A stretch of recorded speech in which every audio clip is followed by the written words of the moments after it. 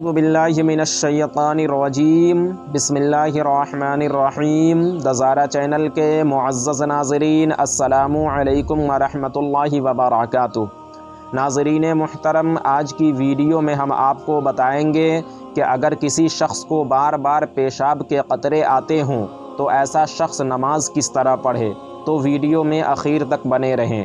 ناظرین، ایسا شخص جسے ہر وقت پیشاب کا قطرہ آنے کی بیماری ہے اور یہ بیماری اتنی زیادہ ہے کہ ایک نماز کا پورا وقت گزر جاتا ہے لیکن وہ فرض نماز ادا نہیں کر پاتا، یعنی جب بھی وضو کر کے نماز پڑھنے جاتا ہے پیشاب کے قطرے آتے ہی رہتے ہیں، تو ایسا شخص معذور ہے۔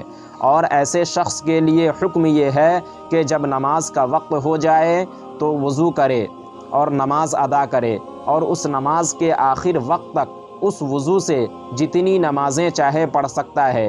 اس نماز کا وقت ختم ہونے تک چاہے پیشاب کے کتنے ہی قطرے آئیں اس سے وضو نہیں ٹوٹے گا، لیکن جیسے ہی اس نماز کا وقت ختم ہوگا وضو ٹوٹ جائے گا۔ تو ناظرین، آج کی ویڈیو میں بس اتنا ہی۔